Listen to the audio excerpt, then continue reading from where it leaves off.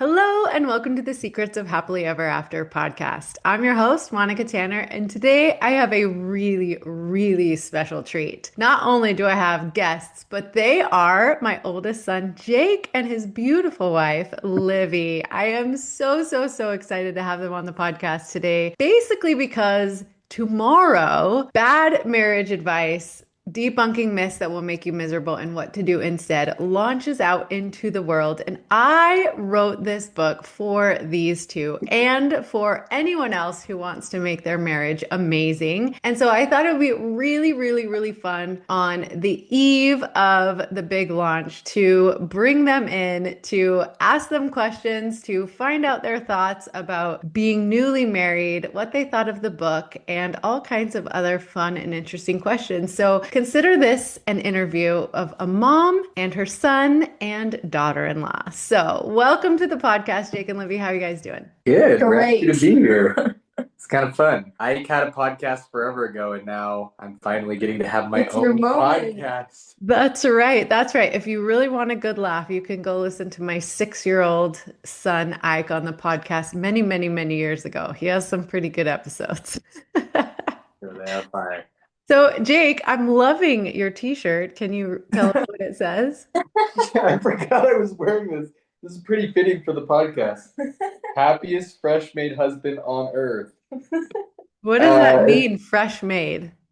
It's kind That's of what I a, was it's wondering. well, the fresh made part, when Livy ordered the shirt, it didn't have that on it, but it Just just, to say happiest husband on earth. but fresh made like newlywed, I'm guessing. Yeah, let's go with that.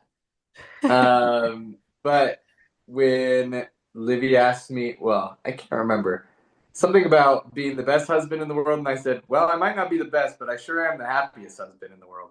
Oh. So then she got me this for my birthday. Oh, I love it. And it's pink. That's so fitting because pink The is Livy's best favorite color. color, right? And my socks say, I love my wife. Oh my gosh, you are so decked out. This is Thanks. fantastic. It's my Sunday fit. I love it. So that just makes me really happy. All right.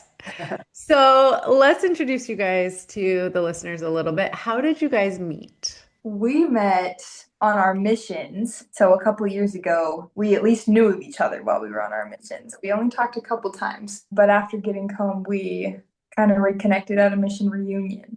So since then, we became friends and then started dating. And yep, it's been a long but short amount of time. When we first saw each other after the mission, she had a boyfriend, and so nothing really could happen there. But then she broke up with the boyfriend and invited a bunch of missionaries from our mission to her house for like a scripture study game night. And there we just became really good friends. And then I needed someone to take me to the airport at 3 a.m. in the morning. So I texted a group chat with that just so happened to have Livvy in it, hoping she would respond. And she did after no one else responded to the group chat. No one wanted to take me. So I think she pitied me and took me. That one actually was pity, but I was starting to like you. And then when I got back from my trip, I texted her. I was like, well, I have to thank you for taking me to the airport at 3 a.m. So then we went out for breakfast. She invited me to her classes. I went to her classes because I liked her. And we watched a movie that night, hung out the next day. It was Halloween, hung out the whole day. And then, yeah, just started dating a couple days after that. So I didn't realize the airport thing was so important to you. He always tells the story about the airport when people ask us, so it must have been pretty important. It's a pretty good test if you're willing to wake up at 3 in the morning and take him to the airport. That's Yeah, I guess And so. at 3 a.m. in the morning, it looked like she looked, or 6 p.m. in the afternoon. It was like, I was actually baffled. Like, it was 3 a.m. I looked like probably a pudgy chipmunk, and she looked like she had gotten ready for the day, and she hadn't. She had just put on a poncho and got in the car. I might have been sleeping in the poncho. She looked very pretty, and it was so early in the morning. So that was also cool. I love that.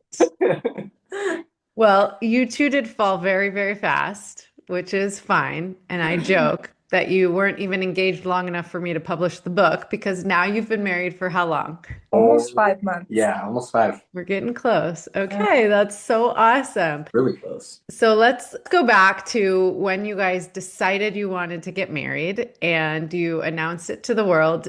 Did you get any advice from anyone? That's a good question because at first we didn't think we got that much advice. But then I realized that because you said we were going to get a lot of bad advice, I kind of blocked out a lot of the advice. But then going through my memories, we actually, yeah, we did get a pretty good amount of advice. We did get a lot of the classics like don't go to bed angry. I think I probably got a little bit more advice than it's. I think everyone thought Livvy was going to be a professional. So she doesn't remember a ton of the advice she got. But personally, I got don't go to bed angry. Happy wife, happy life was another big one I got. And then I think it was jokingly, but he said bottle up your emotions and yeah, kind of keep to yourself. But I think those were three that I got. I think the last one was more of a joke, but definitely advice that I got. There's truth in everything people say. Right. So, what advice has proven to be good advice so far? Did anyone give you good advice? People give us good advice, I'm sure. I need to search back in my brain. Mom, honestly, most of the good advice I remember is from you. Aww. That's sweet. There was definitely lots from you. My dad and mom. I remember my dad talking about this a lot growing up, and especially before we got married. And I know he talked to Jake about it when he asked permission or whatever the tradition is. But dad always says that if you have God first, your spouse second, that your marriage is going to be very happy and lasting. Having your priorities straight is very, very important. And that's proven to be very true to me. I mean, we've only been married a couple months, but I can tell that as long as I'm working hardest to be obedient and keep God as the center point of my life, and if Jake is doing the same thing, then we're going to have a happy home surrounding Jesus Christ.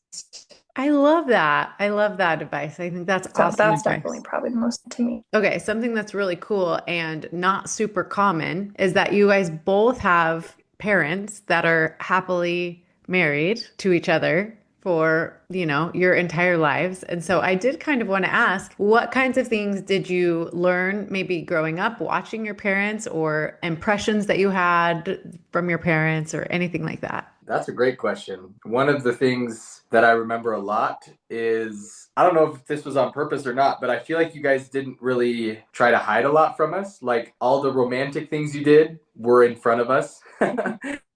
Like we definitely saw you guys kissing. We definitely saw you guys like goofing around, but we also saw you guys have disagreements in front of us and everything like that. And I feel like that was very healthy seeing you guys work through those things, but also showing the more romantic side, like not being afraid to show that in front of your kids too, is something that I want to do with our kids too. Yeah, just as I feel like it's really healthy. That's awesome. I think both of my parents have taught me over the years what a life full of service looks like. I can tell that they do both work hard for each other every day. It's like all they do.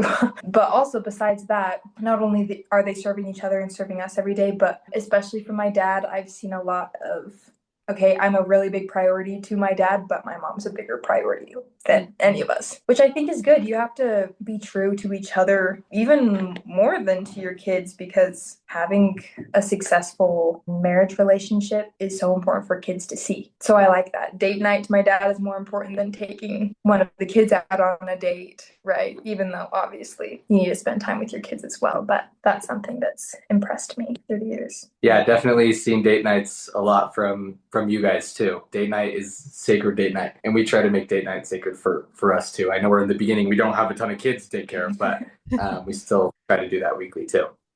Oh, I love that. It's not often you get to hear from your adult married kids they gleaned or their impressions from your own marriage. So I love all of that. Like that makes me so happy that you guys picked up on those things that are important, right? Like Dad and I always strive to show you like a very clear picture of what a real marriage is like. Yeah, you're right. We didn't try to hide things from you. We wanted to show you the good parts and the tough parts because you're going to encounter both. So I love that. And I love that, Livvy, that your parents serve and put each other before the kids. I just barely talked about that on social media, how important it is but I remember when I first somebody first told me that, and I thought that was really bad advice because I wasn't married yet. And I was like, no way, kids will need me. And, my Mhm. spouse can take care of themselves. And why would I ever put my spouse before the kids, right? And then I got married and started, studying marriage. And I thought, oh, yeah, that is really important because you actually do your kids a huge disservice if they are a bigger priority than your spouse. So, but that was a hard lesson to learn and definitely one of those things that I love that was modeled for you. So, yeah, kudos to the parents of these kids. I think you guys are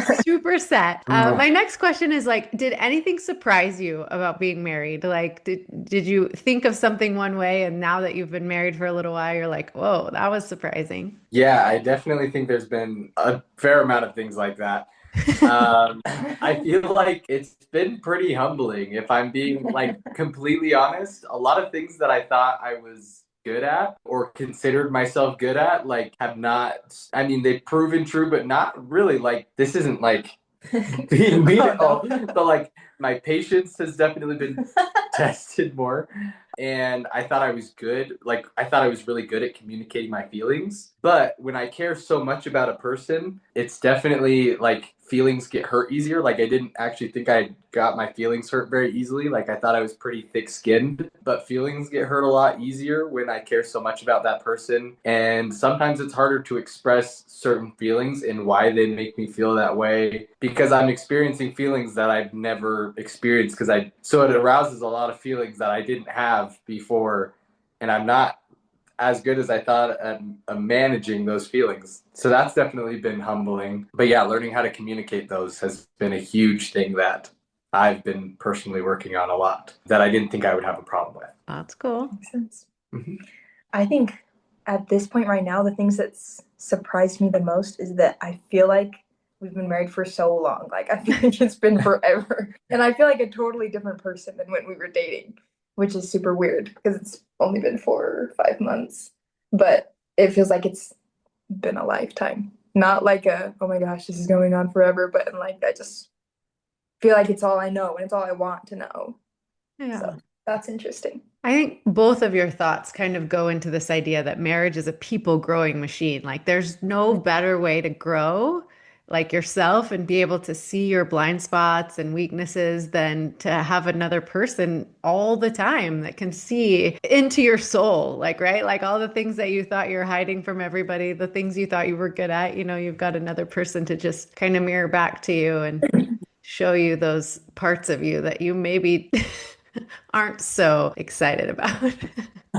Yeah, that's been definitely fun and interesting. But I love growth, so it actually has been a really good launch pad to grow more and to find my weaknesses and to grow from them. So Yeah. And I think on the flip side of that too, you also have somebody who gets to experience all the joy and magic with, as well as somebody to, mourn with you and, experience like the tougher times. Like I think about, I mean, this is a small thing, but our basement flooded for the second time in a few months. And, that's like frustrating and annoying. And you just spent a whole bunch of money and it's hard work to clean out the mess that happens when the basement floods, but it's like we had a pal to do it with. So it's like you don't have to face the hardest stuff in life alone. You've got a pal who at least can like be there with you in the suck of life sometimes. it's true. Yeah, starting our marriage off going out for the summer and selling in Minnesota was definitely I think it was a really cool and unique challenge because it was challenging. It was hard. Like this probably happens with a lot of people, but all we wanted to do was be around each other all day. But we both had to work for sometimes 10 hours a day doing something really, really hard and then getting back really late, not having time to really make dinner. And yeah, that was definitely a challenge. But getting back to Provo and having, you get home at 5 and it feels like we have a whole nother day ahead of us because we're not used to having that much time. So that's definitely been really, really fun. And it's made it a lot sweeter having a lot more time to spend together. So that's been really fun. That's cool. And making a home together. I've loved watching you guys do that too. Yeah, that's been also really fun. Just making it your own. Is there anything you wish you had known before you got married, or like something that you feel like could have prepared you better for this? Or Honestly, on that one, I didn't really. This was when we had trouble coming up with an answer when we were reading through the questions. Yeah, honestly, it's been kind of fun to. It doesn't feel like we're learning it on our own because we've been told a lot of this stuff like was going to happen beforehand. But it has been really fun to kind of just experience it. Like, there's no best way to prepare in my thinking. Like, it's kind of just one of those things where you prepare all you can do. Something that was really helpful in preparing to get married is we studied a lot of books together. Like, we read, one of the books we read was How to Talk to Kids So Kids Will Listen and How to Listen So Kids Will Talk. ooh, that's a good one. Which was a really good book to read together because not only were we learning, but we were also discussing about it. So we were learning the different ways we would prefer to parent and we would like to parent. So we had really, really good discussions. I got to get a really good picture of how Livvy wants to parent and the different things we want to do when we are parents. But also I learned some really like deeply rooted beliefs of Livvy, like one of them being learning and teaching are some of the two most like godly things we can do, and Livvy feels really passionate about that. So that was really cool to learn too, which I think prepared us a ton for being married. Another one we learned was more about like intimacy and how to live a healthy, intimate life. I can't remember the name of the book. Yeah, I don't remember either. It was about sexual intimacy, though, which was really, I don't really know what your audience is for this podcast, but for a lot of Christians who don't have sex before marriage, that was a really important one because we learned a lot of things from a good source together at the same time. This is after we were engaged. We studied this book, and we read another one that was a little less applicable to marriage, though. But yeah, those were really good for us. Yeah, reading and studying together, that's awesome. Just kind of trying to figure out what your values will be, your core family values. I love it. What do you guys think about my book? Yeah, we've been studying that one together since being married. We read it like to each other when we're driving places or find some good times. It's been really fun. Yeah, there's been lots. Can you give us a couple of the like first maybe 5 chapter headings so like to jog my memory? Because I don't want to like I'm mixing like stuff I've heard on your podcast, I think, and also stuff we've read to each other in the books. Oh, yeah. So I just want to remember what's For sure. specifically from the book. Yeah. Actually, I think that We would should be have super brought fun. it. Let's go through the first, because I assume you've kind of at least looked through the first 5 chapters. So, like, the first one is find somebody to complete you. What do you guys think about that advice? Because I think it's not necessarily something that people say out loud all the time, but it's kind of in our culture, like movies and Hollywood, like, you want to find your other half, your missing piece. People say all the time, like, my better half, my other half, my better half. They think of each other as halves of a whole. So, what do you think about that in your long-term I had experience? never, before reading that chapter, I hadn't really thought about that in such literal terms. But reading it and being like, oh, that makes so much sense. Obviously, I have to be my own person and then grow together with Jake. He's not like necessarily a part of me, but we're two people who have similar goals and want to work together to achieve our dreams, right? That feels like such a healthier way to look at our marriage. So I thought that was super awesome chapter. Mm-hmm. Something I found really attractive about Livvy was that she had a backbone. Like she has her opinions and she knows how to like articulate those in a conversation. And if I say my opinion and it doesn't jive with hers, she's not just going to be like, "Oh, yeah, no, that's true." Like she's going to give her side. So yeah, I personally think that's really attractive when like she holds her ground and stuff like that, but then also is willing to, learn and be better. Like it's not a stubborn thing, but it's like has a backbone is definitely a big, yeah, I think is really attractive. And when people are just like can't do anything without the other person. Of course, we want to be together like all the time. Like that's not going away, but we still go to work and do our own things. And we're both very productive when we're not together. And then when we are together, we have if I'm going out and doing anything fun, I would prefer that she's there because I just have so much fun with her. But yeah, we are two separate people and we do our two separate things and have our own ambitions and stuff like that. So Yeah, I love that. So that's called differentiation, right? It's where two strong individuals can come together and share their life together, right? But that doesn't mean they have to agree on everything. It doesn't mean they have to become one, meaning they can only have one opinion about things. And so it is really healthy. And it does create more passion and longevity in the marriage when you both, kind of have your individual dreams and ideas and you're interested, you stay interested in that, right? So it's like, Livy can go have her experience in the world and you can have your experience of the world. And then when you do get together, that's like more to talk about, more to draw from, more to respect about each other than just, okay, whatever you say, we'll just do that.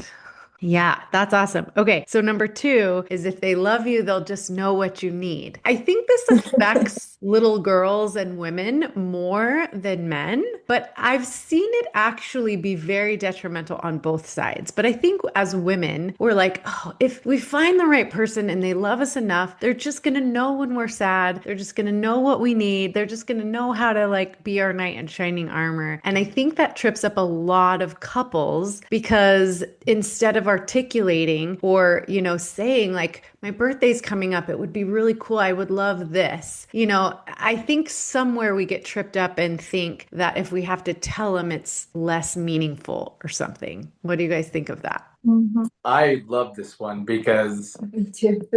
yeah, this one's super applicable. When me and Livy were dating, one time she was like really sad or upset at me for doing something. And then she was sad and upset at me for not responding the way she would have liked. And I just felt like I have any control. Like I was like, I have no idea what to do. And I'm just, she's getting upset at me. But then she told me like, hey, I'm upset. And when I'm upset, like this is something I would love for you to do. It would mean a lot. So then the next time she was upset, she would say, hey, like I'm sad or I'm mad at this. And then I would know what to do that would make her feel better, which, yeah, some people might call that like cheating or, like hacking the system. But then for me, anytime she would tell me she was upset, she would straight up tell me like, hey, that made me upset. And then I would know what to do to make her feel better. And then it was just so much easier. So I really like that advice. And Libby's really good at, I guess you can talk about that, but she said it's something she's been working on and it's meant a lot to me because it helps me out a ton. Yeah, in no way am I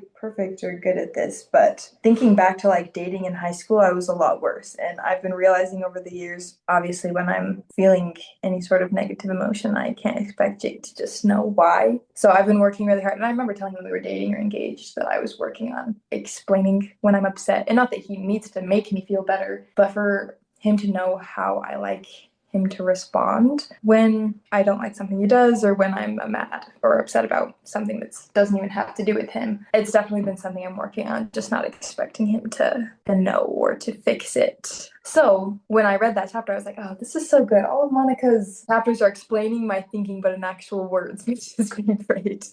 Well, that's so good and that's so healthy because if you think about it, if your partner is winning, then you're both winning, right? And so like kind of the crux or the big idea in that chapter is like, what can I do to help my partner win, right? And so if you want something, if you need something, if something would be helpful to you, you just make a request. And so that's what I try to teach in that chapter, the importance of being able to communicate what you want and you need to your partner, how they can win. And then you both win. Yeah, so good. Totally agree. And I definitely learned that the hard way. When I married your dad, I just thought he should just know, right? Like he should be able to read my mind, and not that I really thought that, but just somewhere I had this idea that if he loved me enough, he would figure it out. And, partners spend decades doing that, like leaving hints or giving each other the silent treatment or like walking around just thinking like you should just know. And it's painful for a lot of couples. Yeah. All right. So myth number 3, this is a big one. It's a big, complicated one, but it's this idea that the right person will never hurt you. And as we talked a little bit about growth can be very painful. It can be uncomfortable. And so the right person will actually challenge you to be the best version of yourself. And that does sometimes includes some pain.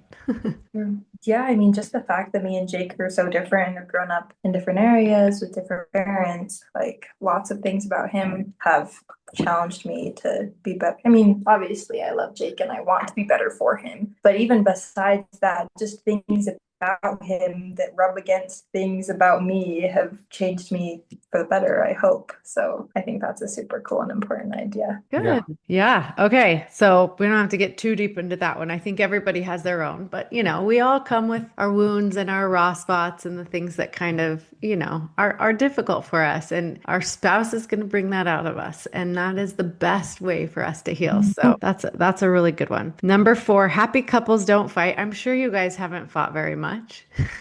But the reality is that happy couples do fight. Yeah, that's true. I think it's funny. Oh, yeah. A lot of people remember like their first big fight and they'll share that story. They're like, oh, yeah, this after we got married, this was our first big fight. And when we were like dating and engaged, it's not like we fought a lot, but we definitely did have our little like things we would disagree about. But I felt like the way we'd handle those was very good. Though we definitely had a couple of, I was thinking back, I was like, I don't really remember which one was our first. I know that we've had a couple, but they haven't obviously held their ground. But I feel like the way we've has been really good. Another thing, helpful advice that we got was like debunking the advice like don't sweat the little things. Helpful advice that we got was even on the little things, discuss them because the little things become big things. So not that they're fights, but just like little either disagreements or little tweaks that you can make to the way you do things. Sharing those and why they rub the wrong way has been super helpful to not drop any like super big unnecessary fights, because I definitely think there are fights that are bigger and necessary because they are like a bigger topic, but like don't make little things become those big things for no reason. Save the big fights for the big fights and keep the little ones small by communicating more frequently on those. Is something we learned before we got married, and we've tried to use that as best we can. I think that we've done a really good job of that, which minimizes the big fights, which has been awesome. I just remembered this kind of has to do with your first question about bad advice I got, but I remember we started dating a little bit after my sister got married, and when Kate and Will were engaged and dating, I remember I have a lot of nosy uncles. They'd be like, so have you guys fought yet? And Kate was like, nope, I can't imagine us ever fighting. And the other week we were chatting with them and Kate was like, oh yeah, I remember saying that. They've been married a year now. And she was like, oh yeah, we fight all the time. But she thought it was really funny that she thought they would never fight. But around the same time, Kate and Will had been married a while and we're realizing that it's normal to fight. My uncles were talking with us about it, and Kate was like, oh yeah, no, we do fight sometimes. And my uncle was like, what about you and Jake, Livvy? Have you guys fought? And I was like, what? Yeah, we fought like since we started dating. They were like, not necessarily telling me that was bad or giving me advice on it, but like just the way they looked at me, I was like, oh, I don't feel like that's necessarily bad. Like obviously we're gonna have disagreements, but I think shade is definitely thrown on that. Maybe not necessarily formed out in words as advice that we should never fight, but kind of frowned upon. Or like a sign of a bad relationship. Right. So I definitely got that a couple times, but I never felt like it was bad. I liked learning how to communicate better with Jake when I or he didn't like something. And from the very beginning, we've had disagreements, which apparently Kate and Will did not, but for us. Well, I don't know if you remember this, Jake, but when you guys were together for such a short period of time, and I was like, have you guys disagreed or fought about anything yet? Do you remember that? Yeah, can't remember what I said, but I remember you asking me that. You did. And I said, how did it go? And you said that both of you kind of stood your ground and then you talked about it. And I was like, okay, because I don't think that people should get married until they've had at least one big disagreement and they see how they handle, seeing eye to eye, not being completely validated, like not knowing where the other person stands on an issue. So I thought that was very healthy. So, even though you guys like dating engaged really quickly, I was like, let's just make sure that we've had a disagreement, guys. Yeah, we definitely have those. We agree on a lot of things, but there are still a good amount where we don't see eye to eye. That's kind of true. That's good. What's important is how you repair and how you care about each other and respect your differences because they're there. That's awesome. And then myth number 5 is don't sweat the small stuff. So Oh, that's awesome. Look at you, already ahead. I must have been reading your book or something. yeah, maybe. Well, that's awesome, you guys. That was so fun. That was so fun to talk about the first 5 myths, like to kind of see how they've kind of come about in, your very short experience, but good experience. So, my next question is, what advice would you give newlyweds who are, kind of considering marriage? They're kind of at that place. What would you tell them? I think I would tell them to read a book that my mother-in-law wrote about happy marriages. I did not even tell you to say that. But I love that you did. I don't know if I'm in a place to give good advice, but I think a lot of those principles that are in the book are really good. Literally, one of my favorite things that we did, and I talked about it earlier, was read and learn together. Because personally, I think that was something important to me, was knowing the importance of learning and growing. And if that person was willing to learn and grow with me, even knowing that it would be hard. And so reading those books together, I got a sense of how Livvy understands information, processes information, and then how she views that information. So that was something that I would recommend. I would recommend even a couple books, but even more important than the specific books, learning stuff together. Go experience something together. Go or like have certain discussions about certain things, or go play sports together. Even if both of you suck at sports, or if both of you are really good at sports, just intentionally do stuff together. That's going to draw out certain sides so that you get to see that side. Obviously, you're not going to see all of those sides no matter how long you date for, but just intentionally try to see all of those sides and grow with the other person in any way you possibly can. Set goals, do whatever. That would be my advice. Just go experience stuff and see how the other person experiences it. And if you like experiencing stuff with that person, I want to experience the whole world with Livvy. Like, we want to travel, we want to have a lot of kids, we want to learn new things, like read, but also experience stuff in the world. And I love doing that type of stuff with her. So yeah, that's something I would recommend. Would recommend.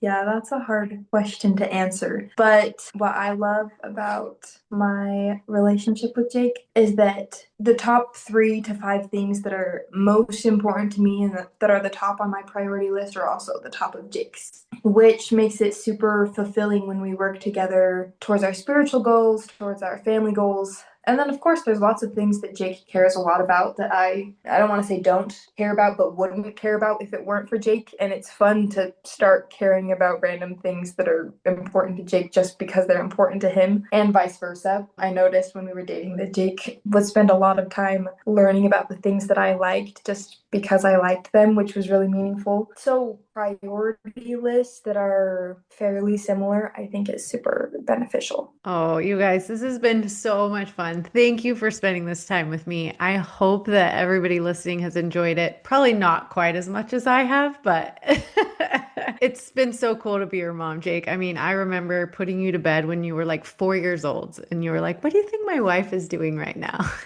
And it was fun to imagine that she was probably getting ready for bed and being tucked in by her mom, just like you were. And just throughout your life, I've always known that you were excited to be a husband, that you were going to be a fantastic husband and father. And it's really, really cool to get to see you do that. So I think you're both so lucky. And I am so grateful to just kind of be a spectator, get to watch you guys do this. Like that, it feels like such a reward as a parent to get to see your kids, like, just making their own way and making their own family and, choosing